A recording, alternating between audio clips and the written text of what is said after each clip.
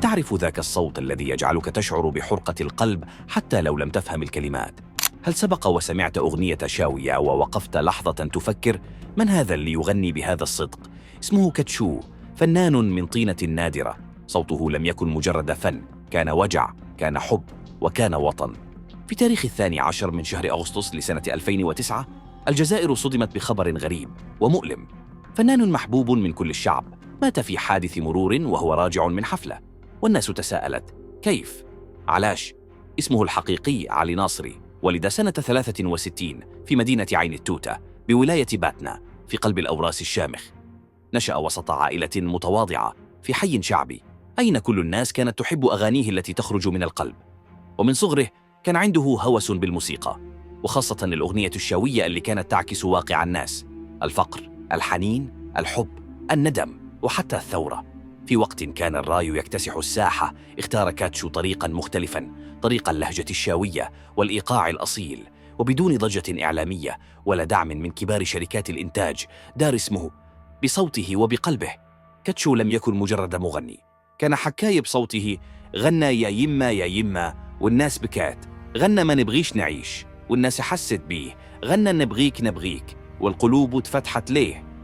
أغانيه لم تكن مزخرفة، ليس فيه لمؤثرات رقمية ولا استعراض. كانت كلمات بسيطة صادقة، والموسيقى تأتي من الروح. ومن حفلة لحفلة ومن قرية لقرية أصبح كاتشو نجم شعبي بامتياز، لكن بعيد على الأضواء، قريب للناس. سنة 2009، يوم عادي أو هكذا ظنه الجميع. كاتشو كان عائدا من حفلة أحياها كعادته، ووسط الطريق الرابط بين عين التوتة وباريكا السيارة اللي كانت تقله انقلبت فجأة. الحادث كان خطير والضربة كانت قاتلة.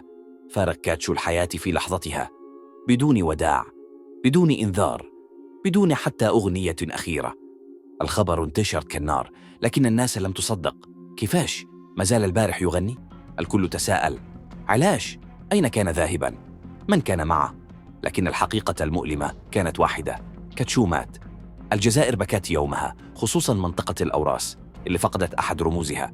كان الفنان الشعبي البسيط اللي اختار يخدم في صمت، رحل بنفس الصمت. لكن رغم كل شيء بقي حب الناس ليه كبير. في الأعراس، في السيارات، في المقاهي، صوته مازال حاضر، لأنه لم يغني شهرة، غنى إحساس. اليوم بعد أكثر من 15 سنة على وفاته، اسم كاتشو ما زال يذكر. أغانيه تعاد وتحفظ من جيل لجيل. وفي وقت ماتت فيه كثير من الأنواع الغنائية، بقي صوت كاتشو حي، لأنه كان صادق وكان حقيقي. لكن السؤال الذي يبقى مطروح: هل أنصفنا كاتشو؟ هل خلينا ذكراه تعيش؟ هل علمنا أولادنا على الفن الحقيقي؟ ولا خليناهم يضيعوا في الزيف؟ كاتشو كان فنان بسيط، قريب، أصيل، مات كما عاش، بدون ضجيج لكن بأثر كبير.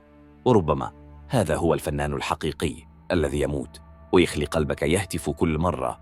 إذا كنت واحد من اللي حبوا كاتشو أو أول مرة تسمع عليه، شاركنا رأيك في التعليقات، وخلي الفيديو يوصل لكل من لا يعرف قيمة هذا الإنسان.